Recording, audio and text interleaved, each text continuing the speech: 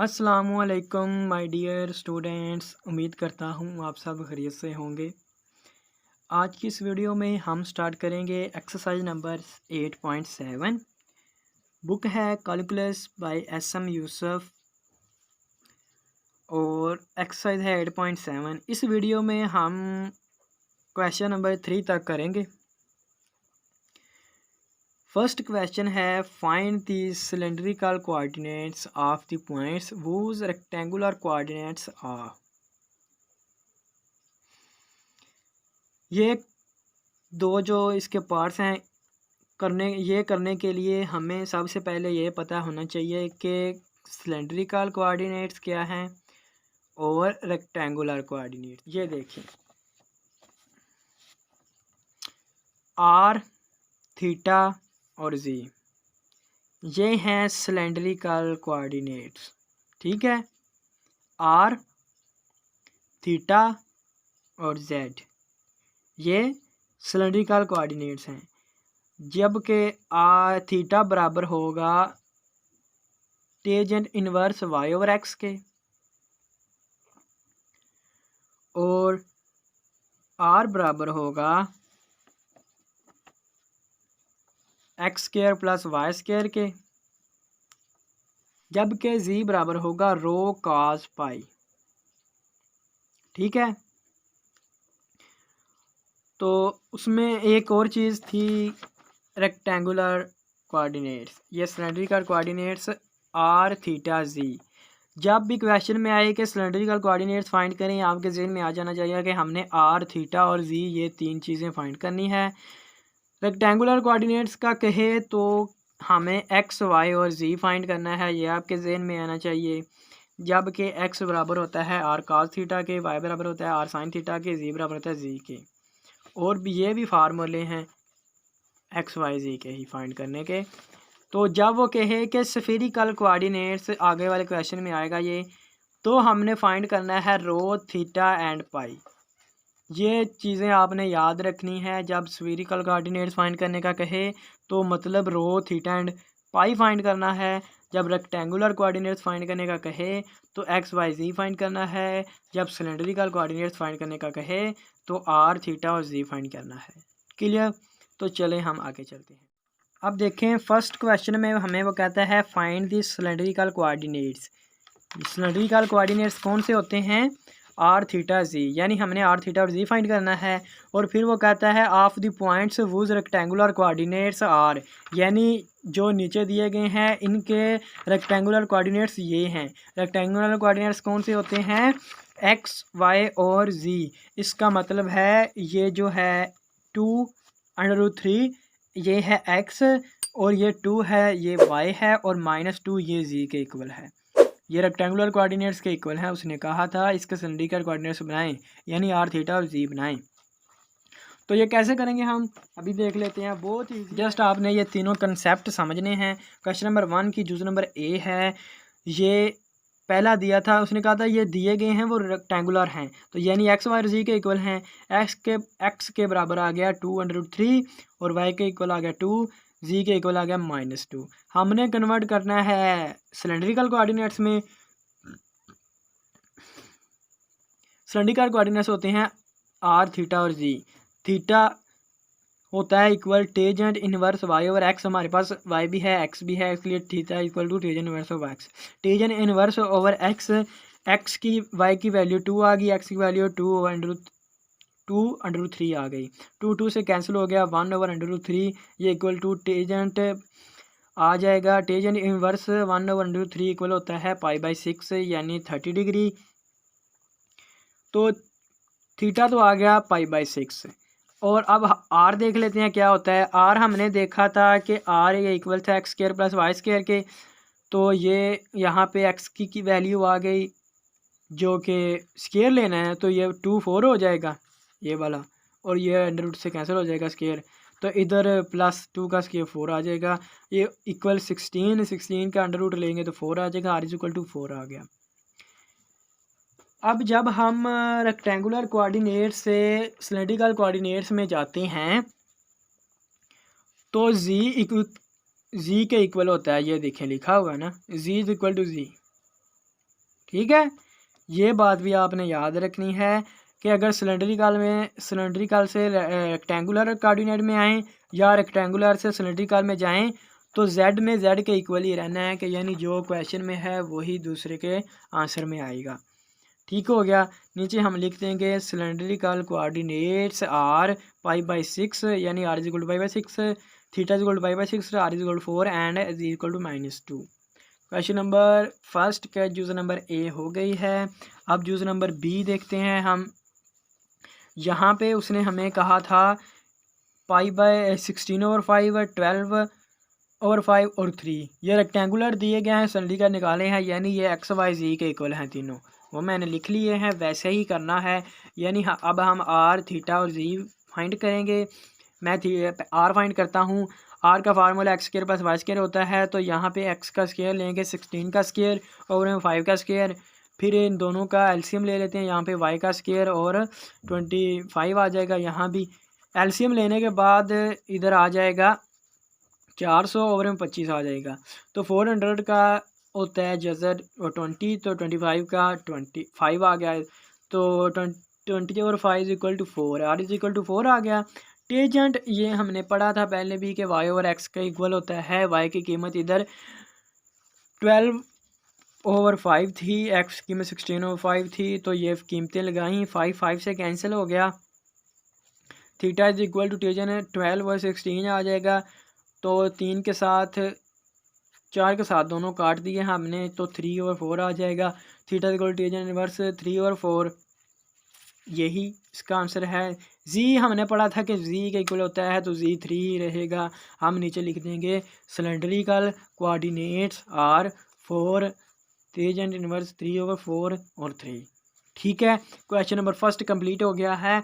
अब हम देखते हैं क्वेश्चन नंबर 2 की स्टेटमेंट देखें। Change the following from cylindrical coordinates two rectangular coordinates. Question की स्टेटमेंट भी समझ नहीं है, ऐसे ही मुंह उठा के क्वेश्चन सॉल्व नहीं कर देना। इसमें उसने कहा है चेंज द फॉलोइंग फ्रॉम, यानी नीचे दिए गए जो हैं उनसे कन्वर्ट करें सिलेंड्रिकल कोऑर्डिनेट्स को टू रेक्टेंगुलर कोऑर्डिनेट्स, यानी नीचे सिलेंड्रिकल दिए गए हैं, इनको रेक्टेंगुलर में करना है।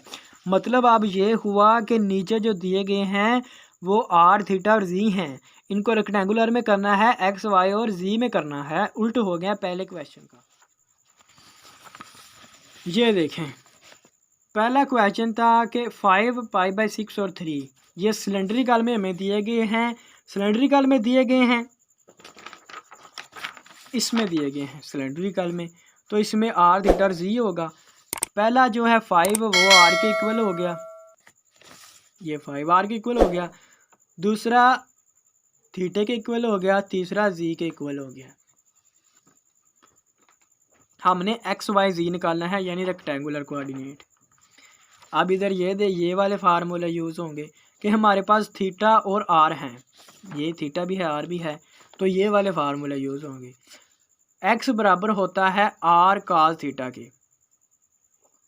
हमारे पास r भी है थीटा भी है, तो हम x की वैल्यू फाइंड कर लेंगे। x = r cos theta, r 5 है, थीटा π/6 है, तो cos π/6 आ गया इधर। तो x = cos π/6 होता है √3/2, 5 मल्टीप्लाई हो जाएगा साथ, ये आ जाएगा 5 √3/2। y इक्वल होता है r sin थीटा, r की कीमत 5 है, sin π/6 5/2 आ जाएगा, क्योंकि sin 30 वो 1/2 होता है ना, तो इसलिए 5/2 आ जाएगा। z = 3। मैंने कहा था अगर सिलेंड्रिकल से रेक्टेंगुलर में जाना हो या रेक्टेंगुलर से सिलेंड्रिकल में जाना हो तो z ही रहता है, इसलिए z = z। हम नीचे हम लिख देंगे रेक्टेंगुलर कोऑर्डिनेट्स और जो हमारे आंसर आए हैं वो हमने लिख देने हैं। क्वेश्चन नंबर 2 का बी यूज़ देखें, ये देखें, इसमें 6 π/3 और -5 दिया है। ये सिलेंड्रिकल में दिए हैं, हमने रेक्टेंगुलर में करने हैं। r हो गया 6, थीटा इस पर π/3 है और z = -5 है। एक्स की वैल्यू फार्मूला वही लगाया, X equal to R cos theta, R की वैल्यू 6 है, cos theta theta pi by 3 है तो 6/3, यानी काज पाई बाई 3 ये 1/2 होता है तो ये 3 आ गया डिवाइड होके।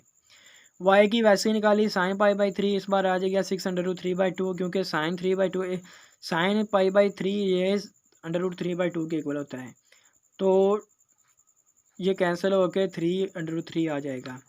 जी वही रहेगा, तो इसका हम लिख देंगे नीचे रेक्टेंगुलर कोऑर्डिनेट्स आर 3 -5। अब क्वेश्चन नंबर 3 की तरफ चलते हैं। क्वेश्चन नंबर 3 तक ही हमने करने थे हमारे लेक्चर इसमें, ये तो फिर हम नेक्स्ट लेक्चर में देखेंगे बाकी। क्वेश्चन नंबर 3 की स्टेटमेंट है find the spherical coordinates. Spherical coordinates find करें। सबसे पहले आपको पता होना चाहिए कि स्फीरिकल कोऑर्डिनेट्स है क्या। तो स्फीरिकल कोऑर्डिनेट्स होते हैं रो, थीटा और पाई। आगे कहता है find the spherical coordinates of the points whose rectangular coordinates are, यानी नीचे रेक्टेंगुलर दिए गए हैं, फाइंड स्फीरिकल करने हैं। रेक्टेंगुलर कौन से होते हैं, एक्स वाई और जी, यानी ये 1 एक्स के इक्वल है, वाई भी 1 के इक्वल है और जी √6 के इक्वल है। क्वेश्चन नंबर फर्स्ट ये मैंने लिख लिया, एक्स 1 के इक्वल, वाई भी 1 के इक्वल, जी √6 के इक्वल। क्वेश्चन नंबर 3 है, पार्ट नंबर उसका 1 है, हमने स्फीरिकल कोऑर्डिनेट्स फाइंड करने थे, यानी रो, थीटा और फाई, रो, थीटा और फाई। अब हमें पता होना चाहिए कि रो किसके इक्वल होती है। रो इसके इक्वल होती है जी, x² + y² + z²। ये रो का फार्मूला लिख लें, तो इधर लगाएंगे ये formula x² + y² + z², values put करेंगे, x², 1 का स्क्वायर 1, 1 का स्क्वायर 1, इसका स्क्वायर लेंगे 6 आ जाएगा, टोटल 8 हो जाएगा। रो इज इक्वल टू 8। और स्फीरिकल कोऑर्डिनेट्स में थीटा इक्वल आर इक्वल होता है थीटा इक्वल होगा इसमें उसी के, यानी इसमें एक्स वाई है ना, तो ये वाला ही फार्मूला लगेगा जो पिछले में लगता था। Theta is equal to tangent inverse Y over X, Y भी 1 है, एक्स भी 1 है, तो इधर 1/1 is equal to 1 tangent inverse 1, tangent inverse 1 ये इक्वल होता है π/4 के, आप सभी जानते हैं, तो थीटा इक्वल टू π/4 आ गया। अब फाई किसके इक्वल होता है, फाई इक्वल होता है cos इनवर्स जी ओवर रो। रो हमने फाइंड कर ली है और जी हमारे पास मौजूद है, दोनों चीज़ें हमारे पास मौजूद हैं, तो हम cos जी और रो की मदद से फाई फाइंड करेंगे। Phi is equal to cos inverse Z phi over Z over rho, cos inverse Z over rho, ये जी है, ये ओवर में रो है, तो जी की वैल्यू क्वेश्चन में हमारे पास ये थी √6 और रो हमने फाइंड की है √8। ये देखें, अब करना क्या है कि ऊपर √6 आ जाएगा, नीचे √8 आ गया। cos इनवर्स ये आपने कैलकुलेटर से करना है कि cos इनवर्स √6 ओवर √8, तो ये 30 आ जाएगा, यानी π/6 आ जाएगा। Phi is equal to π/6। नीचे आपने लिख देना है स्फीरिकल कोऑर्डिनेट्स आर √8 π/4 π/6। ठीक है, क्वेश्चन नंबर 3 का पार्ट ए भी हो गया।